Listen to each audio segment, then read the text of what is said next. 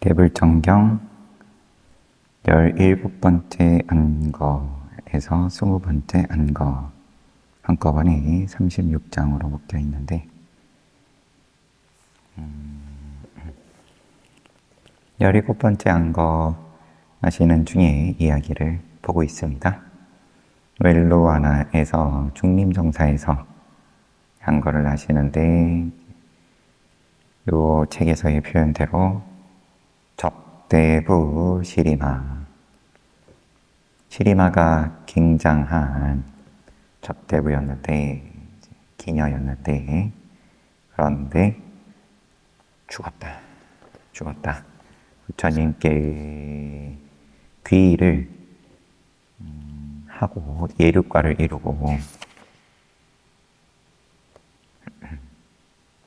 실수를 한번 했죠. 맞아요.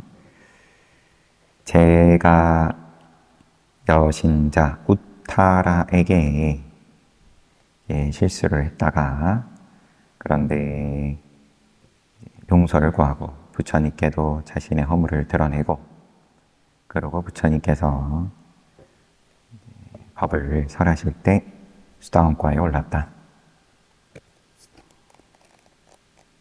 윤주석은 언제 봤는지 안 봤는지.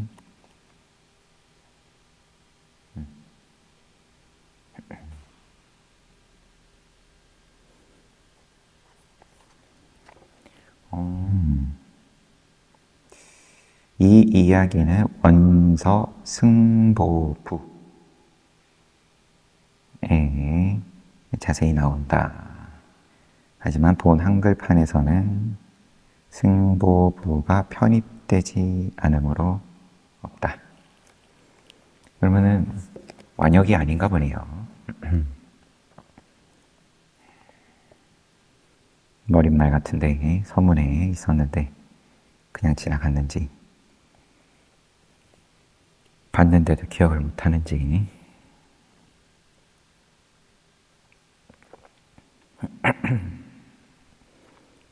뭐 이유가 있으니까 굳이 번역을 안 했다. 뭐 그런 거겠죠. 아무튼 뭐 중요한 내용은 지금 이 접대부 시리마가 허물은 있었지만 그래도 부처님께 귀의해가지고 수다원과에 오르고 그리고 그때부터 매일 비구 8명에게 공양을 올렸다. 그리고 마지막까지 공양 올리고 그리고 세상 떠났는데 그런데 이제 죽고 난 다음이 부처님께서 화장하지 못하도록 하고 나흘째가 되자 몸이 부패해서 부풀어 올랐다. 벌레들이 기어나왔다. 형체를 알아볼 수 없을 만큼 무너졌다. 왕이 모든 백성들은 묘지로 와서 시리마의 모습을 보도록 하라. 어린아이를 제외하고. 시체 보는 게 특별한 시절이 아니니까 시체 본다는 것 자체는 대단한 일은 아니었을 텐데 일상 성문 밖에는 버려져 있었고 하던 때니까. 그런데 이 시리마 아름다운 곳으로서 하루 만나려고 그러면 천냥을 드려도 뭐 쉽지 않았다 그런 표현이 있었는데 그런 시리마를 죽은 다음에 무너져 내린 시체를 모든 백성들이 와서 봐라. 그리고는 시리마를 취하고 싶은 자는 1,000냥을 내라. 아무도 당연히 나서는 사람이 없고 그게 500냥, 250냥 점점 나중에는 그냥 거저 준다 해도 아무도 그녀를 원하지 않습니다.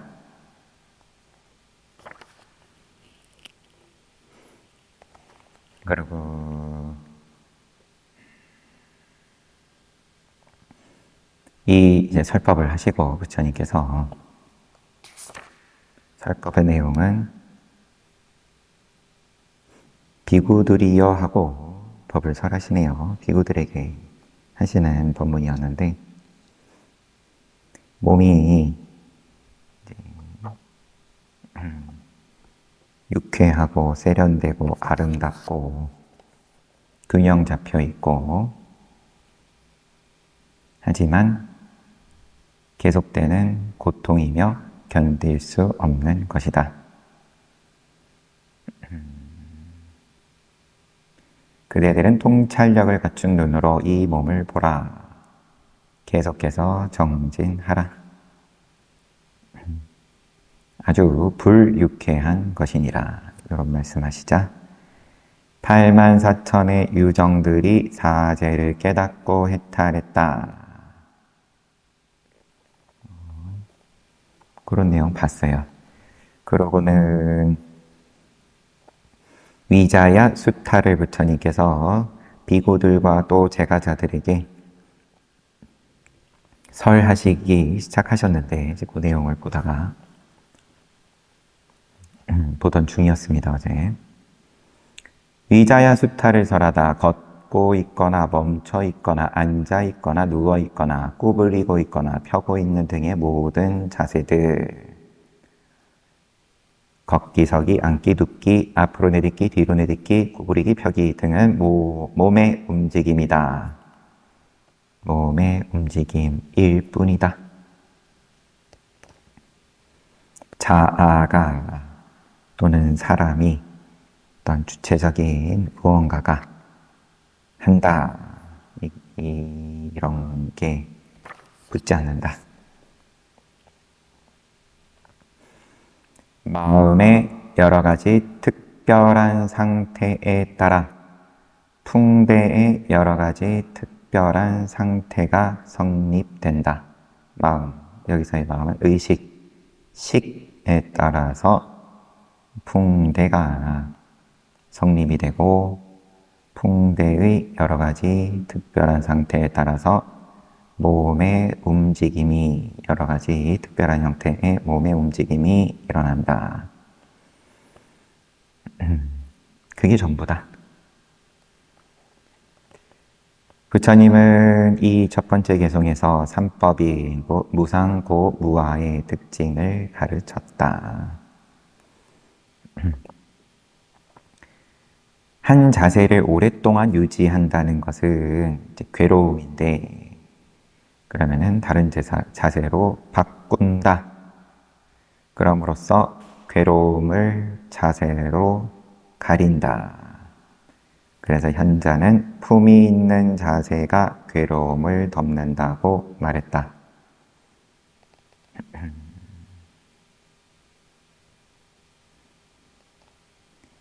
그리고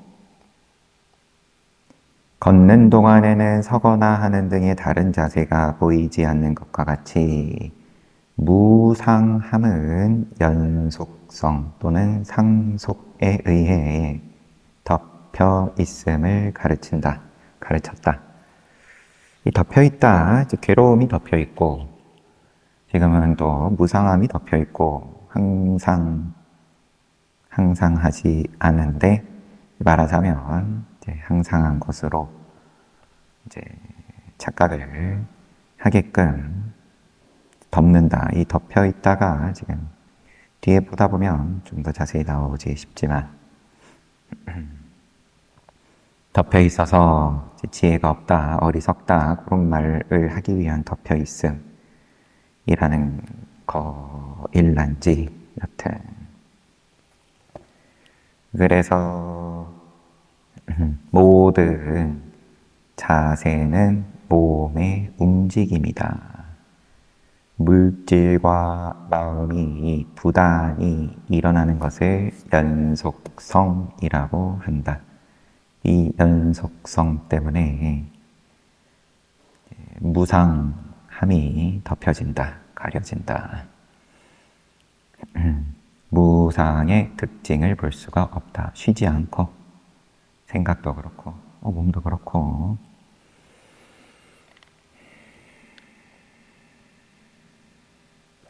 몸의 움직임이다. 맞아요. 각 자세에 있어서 그 자세와 어울리는 마음과 물질의 쌓임이 부단히 일어난다. 그리고 이제 무화를 덮는 게 나와야 되는데,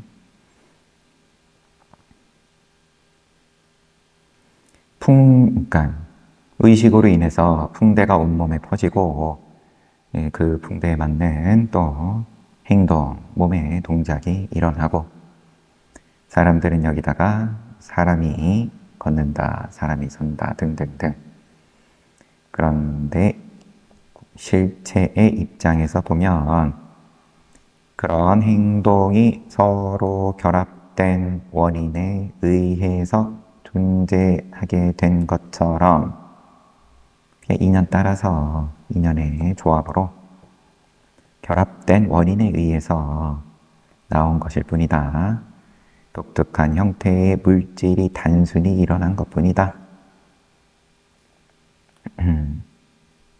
이것을 모르는 유화론자들은 영혼 자체가 걷고 서고 앉고 눕는다라고 말한다. 집합체에는 다음처럼 네 종류가 있다. 이제 여기서부터 이 집합체가 원인에 결합된 원인을 말하는 걸로 보입니다. 1번 산타티가나 상속을 통한 집합체, 물질과 정신의 여러 요소들이 발생하되 빈틈없이 다른 것들과 결합되고 섞이고 응집해서 하나의 집합체로 보이는 것을 산타티가나라고 한다. 여기에서 빈틈없이라는 의미는 앞선 요소가 멸하는 것과 뒤따르는 요소가 생하는 것이 동시에 일어남을 의미한다. 끊길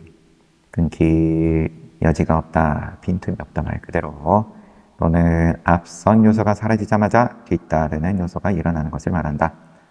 복주 주석서 저자들은 주석의 주석 이것을 이제 빨리어로서 말을 하는데 굳이 발음하지 않겠습니다. 그 뜻은 전법과 후법 사이에 틈이 없다 라는 뜻이다. 그처럼 아무런 틈이 없다는 것은 생한 법이 나타난 법이 좀 더 강력하고 압도적이며 멸한 법은 덜 명확하다는 것을 말하는 듯하다. 이것도 약간 여지를 주시네요. 나는 그렇게 본다. 민군사여도 스님께서. 틈이 보이지 않을 만큼 새로 생한 게 덮어버린다. 그래서 사람들은 우리가 지금 보는 것은 우리가 전에 본 것이다 라고 착각할 수 있다. 마치 장작불을 둥글게 돌릴 때, 그것을 보고 동그란 고리 모양의 불이 있는 것으로 착각하는 것과 같다. 이것이 바로 상속의 집합체이다. 연속으로서 이제 우리의 눈이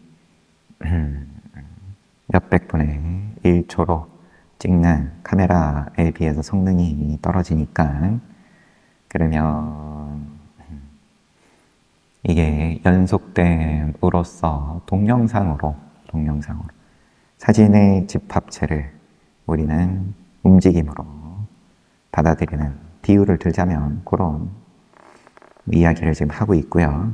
결국은 그러면 그런 사진들의 연속을 통해서 빈틈을 우리가 메꾸어 놓고 별자리 별을 이어가지고 이런 모양이다 저런 모양이다 그림을 그려내는 것처럼 이제 이야기를 만든다. 거기다가 그러면 단지 인연의 집합체, 결합된 인연일 뿐인 것을 거기 이제 그림을 다채롭게 그려 넣음으로써 인간이다. 영혼이다 등등 만들어낸다. 2번 사무하 가나 응집성을 통한 집합체. 촉 등과 같은 정신적 요소와 지대 등과 같은 물질적 요소들이 4대 가운데에서 지수 화풍 가운데 지대 등과 같은 물질적 요소들이 서로 결합되고 결합되고 섞이고 응집해서 발생할 때 그들이 모두 실제한다는 인상을 주는 것을 사무하 가나라고 한다. 정신적 요소와 물질적 요소가 발생할 때는 단 하나의 자성을 가진 것처럼 발생하는 것이 아니다. 정신적 요소, 물질적 요소가 발생할 땐 뭐가 뒤엉켜서 복잡하다. 정신적 면에 무엇이 발생할 때는 안식과 모든 마음에 동반하는 7개의 심소법 등 최소한 8개의 요소가 함께한다. 물질적인 면도 마찬가지다. 그 구성 재료를 살펴보면 최소한 8개의 요소가 함께한다. 그래서 정신적인 것이든 물질적인 것이든 이러한 최소한 8개의 요소가 다른 것들과 결합되고 섞이고 응집되어서 결국 하나라는 인상을 줄 뿐이다. 이것이 바로 응집성의 집합체이다. 하나라고 퉁 치지만 이렇게 단순하지 않다. 3번 기차 가나 작용의 집합체. 작용. 정신적 또는 물질적 단위에 속한 요소가 발생할 때 그들은 각자의 기능을 발휘한다. 그들이 발생할 때 아비달마의 지식이 없는 사람들의 입장에서는 이것이 촉의 작용이다, 이것이 수의 작용이다, 이것이 상의 작용이다 라고 이해하는 것이 어렵다. 마찬가지로 이것이 지대의 작용이다, 이것이 수대의 작용이다, 이것이 풍대의 작용이다, 이것이 화대의 작용이다 라고 이해하기도 어렵다. 이처럼 요소들의 작용을 개별적으로 명료하게 이해하기 어렵기 때문에 그 요소들의 작용은 다른 것들과 결합되고 섞이고 응집되어진 채 하나의 전체로 보이게 된다. 이것이 바로 작용의 집합체이다. 그러면 그게 일일이 공부해가지고 여기 10대로 하면 아비달마 공부해서 요거는 여기서부터 여기까지는 수의 작용이고 또 상의 작용이고 또 지수화풍의 입장에서도 그러하고 알면 좋겠죠.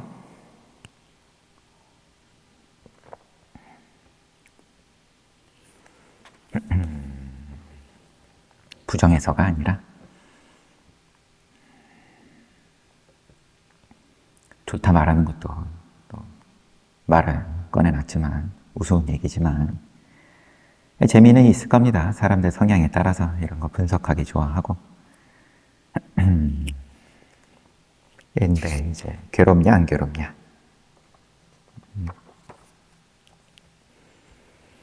넘어가고 아람마나 가나 감각 대상 곧 소연의 집합체. 각각의 정신적 단위에 집약적으로 속해 있는 요소들이나 물질적 단위에 속해 있는 요소들은 단위체를 형성한 듯 보이지만 그들은 단지 다른 것들과 결합되고 섞이고 응집되어져 하나의 자성을 지녔다는 인상을 갖도록 유도된 것일 뿐이다. 이것이 바로 감각 대상의 집합체, 즉 소연의 집합체이다. 공부를 한다고, 예를 들면 공부를 한다고 드라마가 안 만들어지냐? 그럴 수도 있을 테고요. 지도하는 선지식이 그러면은 이런 방편이라고 쓰지 말란 법 없으니까 이런 방편 통해서 그러면 또 뭔가 운이 달라질 수 있게끔 한다 그러면은 또 얼마든지 긍정하는 거고. 근데 지금 전반적인 뉘앙스는 이게 뭐 연속성이 이게 연속임을 알려주는 거고 연속이라는 것조차 모르고 그냥 그것이 너무 당연해가지고 이제 자기가 메꾸어 놓은 빈틈이 없다라고 했지만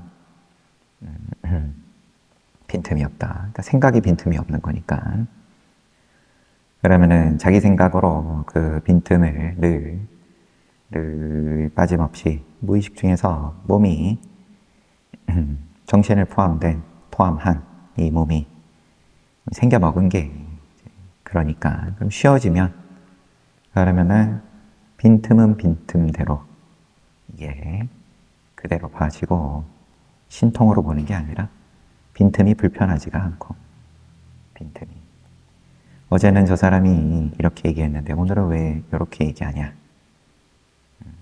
그러면은 말이 바뀌었다. 그 빈틈이 불편하니까 사람의 일관성이 없다. 비난을 하든 아니면은 아니면 현대 정신 과학으로 어렸을 적에 어떠한 경험 때문에 뭔가가 그런 것이 촉발이 돼가지고 트라우마다 등등. 그럼 어떤 식으로든 이제 메꾸려는 작업들인 건데 사실상 그걸 감정으로 비난하면서 메꾸든 뭘로 메꾸든. 그러면 어제는 저 소리 했네. 오늘은 이 소리 했네. 내일은 또 아예 또 모양 바꿔가지고 네 발로 다니면서 멍멍하네. 그러면 그게 다 그냥 지나가지냐.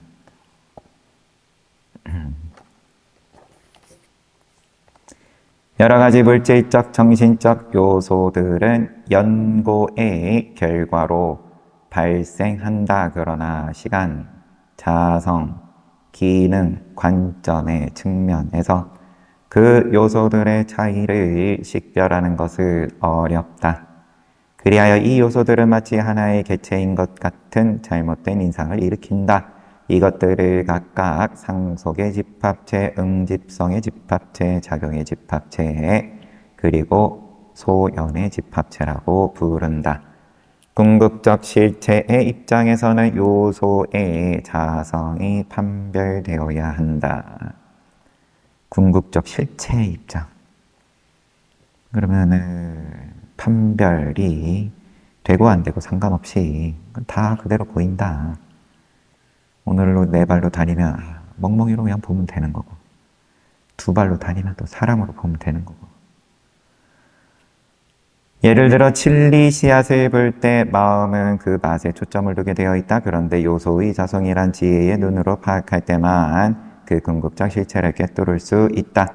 그리고 요소의 궁극적인 실체를 꿰뚫을 때만 잘못된 집합체에 대한 집착을 해체시킬 수 있다. 이론으로서 설명을 또 이렇게 하는구나 하면서 듣고 넘어가면 됩니다. 해체의 작업이 필요하다. 너무 강하게. 그러면 네 발에서 두 발로, 두 발에서 네 발로 이제 그 이야기를 만들어낸 게 너무 진화론도 그러면 또 마찬가지일 테고 역시나 부정해서가 아니라 이게 그럼 그대로 해체시켜가지고 그때그때 그대로 봐준다. 나아가 집합체에 대한 집착이 해체될 때만 무아에 대한 지식이 성취된다. 만일 자성을 지혜의 눈으로 파악하지 못한다면 궁극적 실체를 꿰뚫을 수 없다. 궁극적 실체를 꿰뚫지 못한다면 집합체에 대한 집착 또한 해체할 수 없다. 뭔가 동어 반복인 것 같지만 이거 해야 저게 되고 저게 돼야 또 이게 되고 뱅뱅 도는 느낌이 있지만 원래 그러니까 집합체에 대한 집착을 해체하지 못한다면 무아의 지식을 얻지 못한다. 바로 이러한 이유로 일찍이 현자들은 집합체가 무아의 특징을 가린다고 말한 것이다. 집합체가 뭉뚱그려가지고 한국인이다. 뭉뚱그려서 한국인은 멍멍이를 먹는다. 요즘은 또 모르지만 밖에 외국인의 입장에선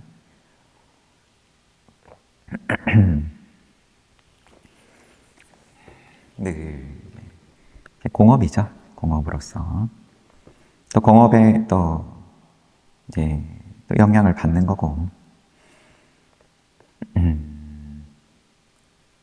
바로 이러한 이유로 일찍이 현자들은 집합체가 무아의 특징을 가린다고 말했다.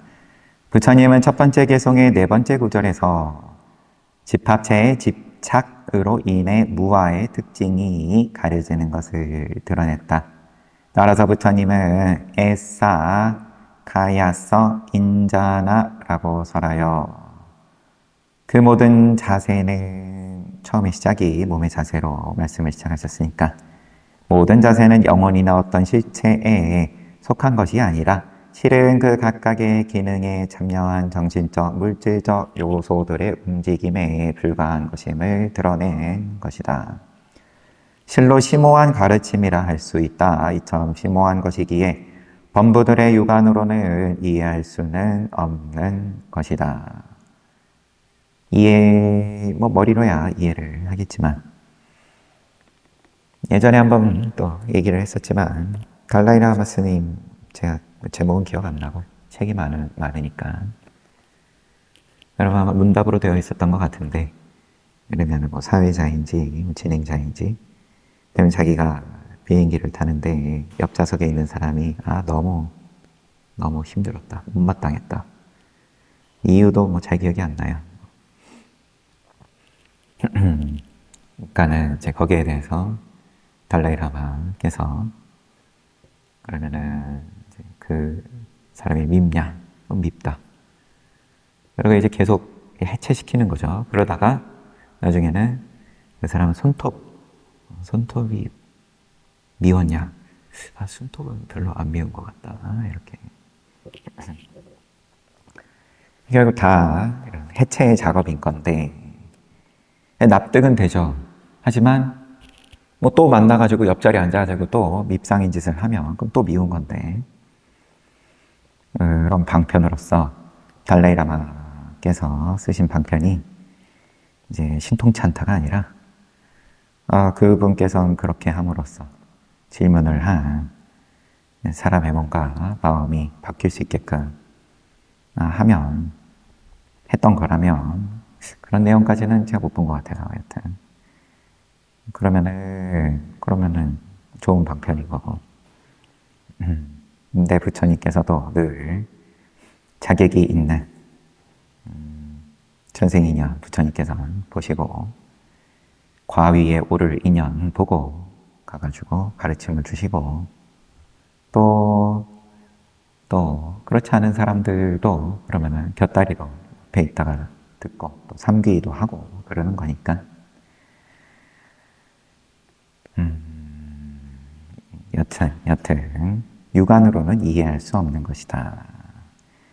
부처님은 세 가지 특징을 통해 영원성과 즐거움과 영혼의 공성,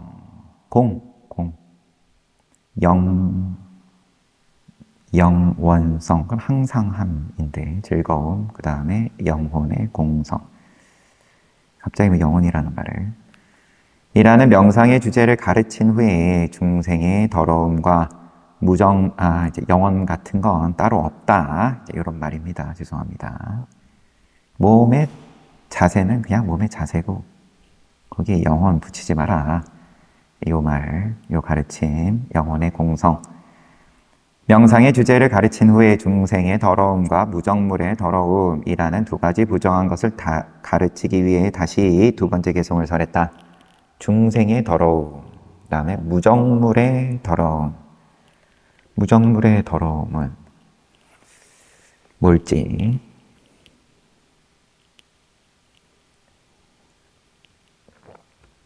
개송.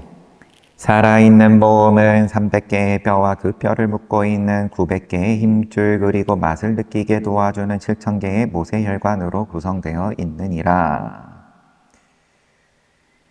이 맛을 느끼게, 이 맛 부분을 중요하게 생각해요. 시종일관 보면. 가장 최상의 맛이 무엇입니까? 4개 묻는데 그 중에 하나의 질문으로 놓고 부처님의 32상 80종호에서도 부처님의 그 맛을 느끼는 감관, 거기서도 모세혈관이라고 나왔던 것 같아요. 그게 또 특별하다. 부처님의 32상 중에 들어가니까 이 몸은 두터운 속 피부로 하얗게 덮여있고 900개의 살덩어리로 덮여있어 극도로 냄새가 나고 고약하니라. 극도로 냄새가 나고 고약한데 피부로 잘 임시 방편으로 덮어놨을 뿐이다. 그런 느낌이고, 또한 마치 집들이 푸른색 등 여러 가지 색깔로 칠해져 있는 것처럼 이 몸은 여러 가지 색깔의 얇은 겉피부로 뒤덮여 있느니라. 그럼에도 지혜가 없는 어리석은 자들은 이 더러움의 실상을 전혀 인지하지 못하느니라. 더러움이라고 이제 한국어로는 번역이 되고, 일상에서의 더러움하고 또 우리가 쓰는 더러움이라는 단어하고 크게 벗어나지는 않을 것 같긴 한데, 또 그러면 딸리어로서의 이 아비담마로서 논으로서 더러움을 구체적으로 어떻게 또 정의를 할란지 싶긴 해요. 더러우니까 집착할 만한 게 아니다. 이제 요 정도이지. 더러우니까 그 몸 던져라. 이제 잘 사는 법, 각자 자기 책임을 다하고 살면 된다. 영시적으로 말씀하셨으니까요. 제가자들에게.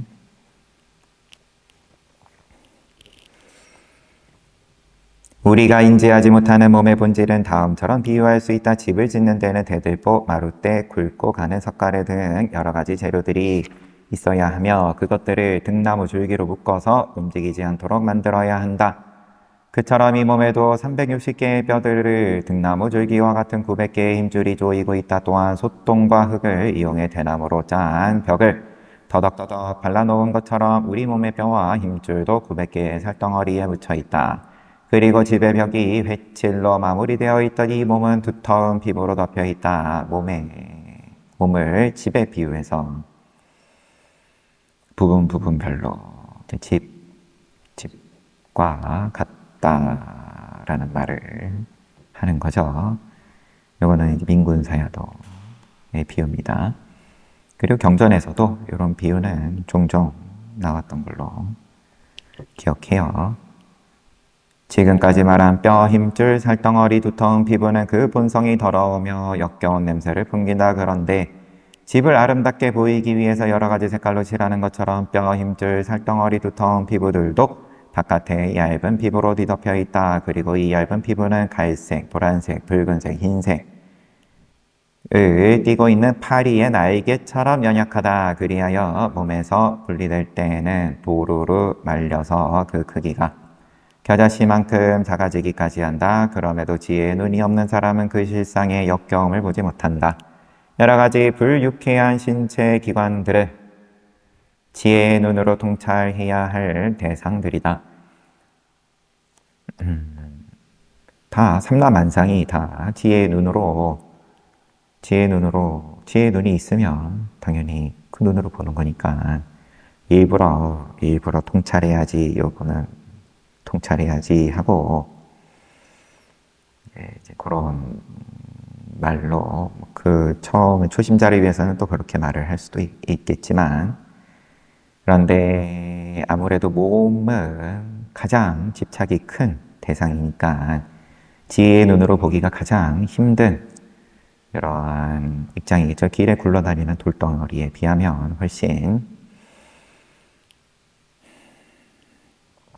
하지만 피부로 뒤덮여 있고 또다시 채색된 얇은 피부로 뒤덮여 있기 때문에 보통 사람은 그 기관들이 불순하고 냄새나며 거북스럽고 역겨운 것임을 명료하게 인지하지 못한다.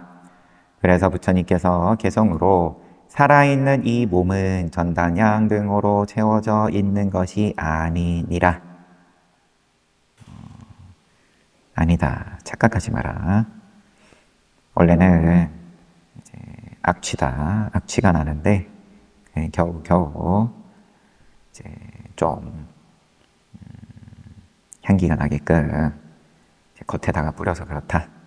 이 몸은 내장으로 채워져 있고 새로 먹은 음식으로 채워져 있고 간으로 채워져 있고 오줌으로 채워져 있고 심장으로, 허파로, 콩팥으로, 비장으로 채워져 있느니라. 살아있는 이 몸은 콧물로, 침으로, 땀으로, 기름으로, 피로, 점액으로 가래로 담즙으로 골수로 채워져 있느니라.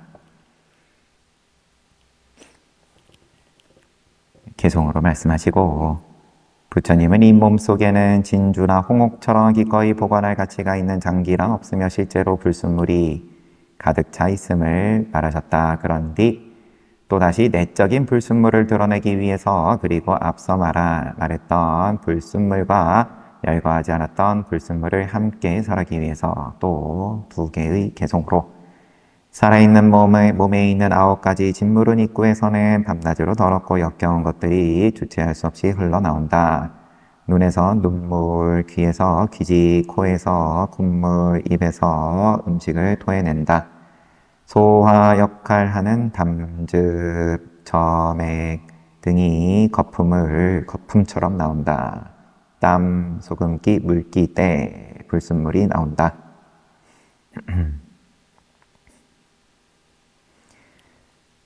부처님은 그리고 두 개송에 대해 한 가지 비유를 덧붙였다. 마치 쌀로 밥을 지을 때 깨끗이 못한 밥물이 덕덩이와 함께 솥 가장자리로 넘쳐 흐르는 것처럼, 또 사람이 먹은 음식도 과거업의 힘으로 생성된 소화 기능의 불기운에 의해서 불순물들이 몸에서 흘러나온다. 세상 사람에게 있어서 머리야말로 몸의 가장 중요한 부분으로 인식된다. 그 중요함 때문에, 또는 때때로 자부심 때문에 존경할 만한 사람에게조차도 머리 숙여 인사를 하지 않는 경우가 있다. 요즘 머리의 의미 부여를 유학에서도, 유교에서도 그럴 테고, 그 다음에 이때 당시에도 이제 브라만들이 더 고귀한 브라만이다, 입에서 나왔다, 나중에는 정수리에서 나왔다. 바라문, 우리 바라문 가문은 브라만 천신의 정수리에서 나왔다. 머리에 더 크게 집착하는데, 몸 가운데에서도. 그러나 몸의 정상에 위치한 머리라 하더라도 알맹이가 없고 청결하지 못하다는 사실을 전제로 이 몸이 불순하고 역겨운 것임을 보이기 위해서 또 개송으로, 살아있는 사람의 머릿속에는 역겹게도 뇌로 가득 차 있느니라. 무지에 휩싸여 있기 때문에, 그리고 가래와 자만심 때문에 어리석은 자는 이 몸에 대해 잘못 파악하여 내 몸은 정말 아름답다, 나는 정말 아름답다, 나의 아름다움은 영원하다라고 착각하느니라. 이처럼 부처님은 몸의 역겨움에 대해 설했다. 전륜왕의 몸이라 하더라도, 전륜성왕의 몸이라 하더라도 더러운 것으로 가득 차 있으며 각종 사치품으로 가득 채운 삶이라 하더라도 유쾌하지 않다는 것을 가르친 후에, 삶이 부서질 때의 역겨움에 대해 가르치기 위해서 또 개송으로, 삶이 부서질 때의 역겨움, 죽을 때. 사람이 죽으면 3가지 요소가 사라진다. 목숨 또는 물질적, 정신적 생명, 이게 하나. 그 다음에 몸의 열기 또는 과거의 업으로 생성된 불기운, 그리고 식별, 이렇게 3가지가 사라진다. 3가지가 사라지기 때문에 몸은 공기가 가득 찬 가죽 주머니처럼 부풀어 오르고 원래의 안색이 사라지기 때문에 검게 변한다. 그리고 묘지에 버려진 관 속에 누워있게 된다. 나아간 친척들이나 친구들은 죽은 자는 결코 다시 살아올 수 없다라고 생각하면서 거들떠보지도 않게 되느니라. 이 개송에서 마토라는 단어가 들어있겠죠. 마토, 즉 죽었다는 말은 무상함을 보여준다, 항상하지 않다. 그리고 세띠, 즉 관에 누워있다는 말은 생명이 없음을 보여준다. 이 두 단어로 2가지 자만심, 즉 생명에 기인한 자만심과 힘에 기인한 자만심을 제거해야 함을 드러내셨다. 생명에 기인한 자만심, 생명에 기인한 자만심, 힘에 기인한 자만심, 생명. 생명에 기인한 자만심이 뭘까요? 내가 살아있다. 자랑해봤자 다 살아있는 사람한테 자랑하는 건데, 힘은 그러면 내가 어떠한 방식으로라도 나는 잘났다, 힘이 있다. 그건 이제 자만심이 이제 일상에서 말하는 보통의 그런 자만심하고 이제 결이 같을 텐데, 생명에서 기본적으로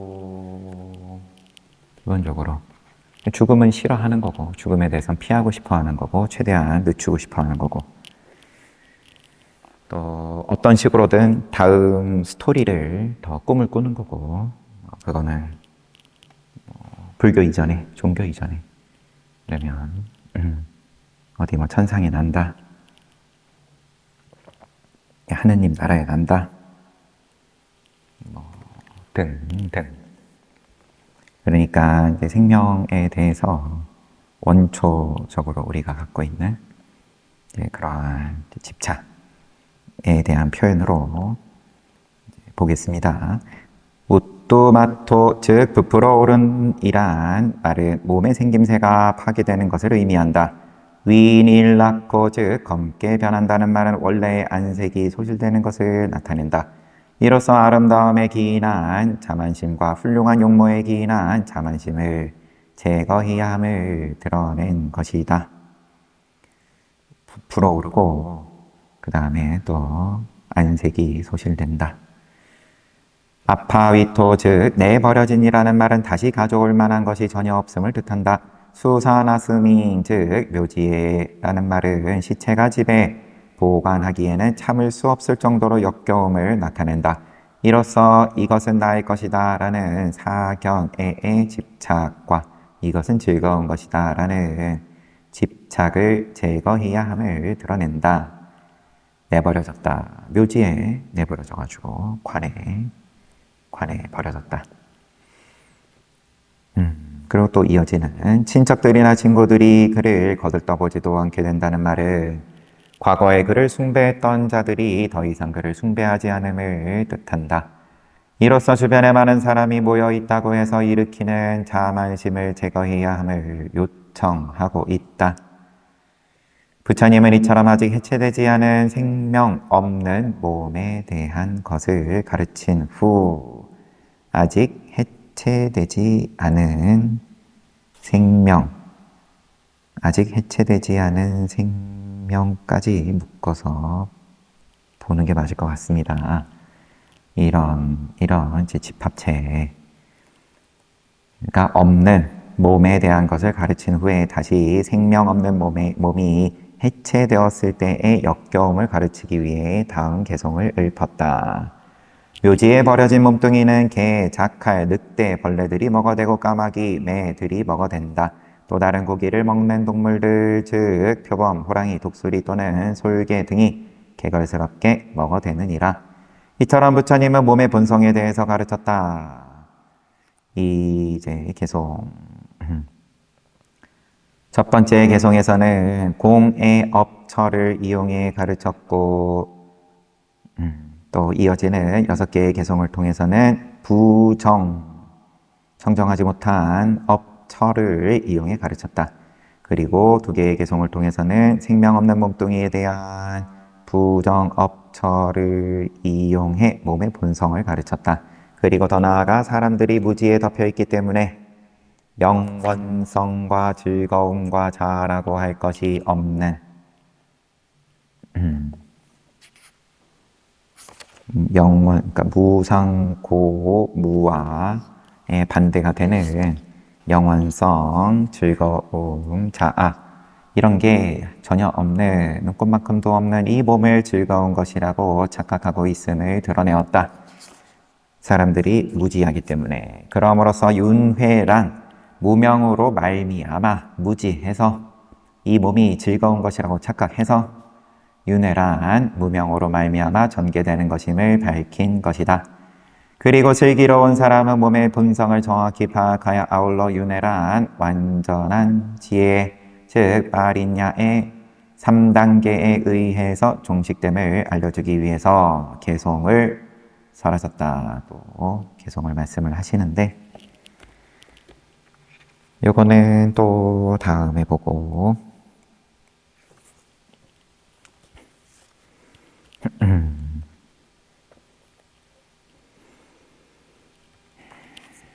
책은 여기까지 우선 보겠습니다. 오늘 본 내용이 집합체에 대해서 이제 그 근본 불교에서 집합체를 또 네 가지 경우로 나눠가지고 상속으로 인해서, 연속성으로 인해서 집합체로서 본다. 그리고 응집성을 이용해서, 그러면 뭐 대략 이제 묶어가지고 사람이 묶어서 보기 좋을 만큼의 간격이 있겠죠. 그 이상 벌어지면 역시나 비유로서 별자리를 그릴 때 완전히 동떨어져 있는 별들끼리 묶어가면서 그림을 그리진 않을 테니까, 그럼 적당히 그 범주에 있는 것들끼리 묶어가지고 한꺼번에 본다. 그러한 이제 응집성을 통한 집합체, 작용의 집합체, 각각의 요소가 각각 작용하는 건데, 그러면 역시나 또 하늘의 별로 치자면 각각의 별이 각자의 밝기로 각자 동떨어져 있는 건데, 그 거리가 이제 상상할 수 없을 만큼 서로 멀리 떨어져 있는 별인데, 사실은 우리 눈에 비슷하게 붙어가지고 반짝이고 있다고. 근데 각자 작용하는 건데, 그거를 볼 수 있는 눈이 없으면 뭉뚱 그려가지고 결합되고 섞이고 응집되어진 채 하나의 전체로 본다. 네 번째는 감각, 대상, 곧 소연의 집합체. 이것도 그냥 세 번째 거랑 비슷하게 봤습니다. 이런 식으로 또 나눠가지고 보고, 그 다음에 몸에 대해서 여러 가지 개성으로서 부처님께서 이렇게 몸은 별거 없다. 이게 전부인데, 사실 부분 나눠가지고 가지라 그러면 공짜로 준다 그래도 안 가져갈 판인데, 그런데 이제 잘 인연에 맞게 조합해가지고 잘 또 속피부, 겉피부로 감싸 넣으니까는 서로 가지려고 한다. 그 어리석음을 보고 있자니 깝깝하다. 이렇게 여러 가지 말씀으로써 길게 말씀을 하시는 데에서 그 깝깝함이 느껴져요. 이런 말씀 하시니까 빈비사라 대왕의 나라의 보배라고 불리던 케마 왕비가 부처님 안 만나려고 자기의 아름다움을 세상 사람들이 모두 인정한 건데, 부처님은 그 아름다움에 대해서 이런 말씀하시니까 자기의 전 재산인데 너무너무 소중한 건데, 부처님은 이제 똥으로 본다.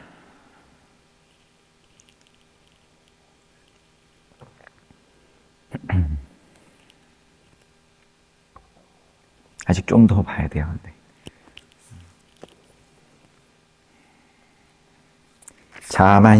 자만심도 역시나 또 여러 가지로 나눠가지고 이제 삶에서, 생명에서 기인한 자만심, 힘, 또 뭐 아름다움, 훌륭한 용모,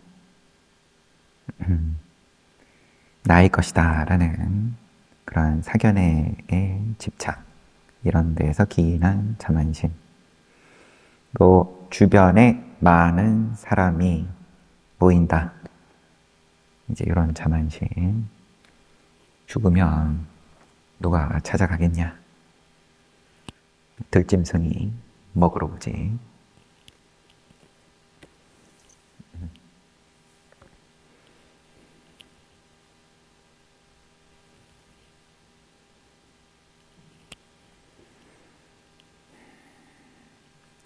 그래서 무지하다. 무지하기 때문에 몸이 즐겁다.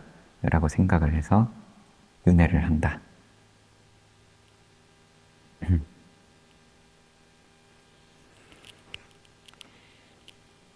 잘 봤습니다.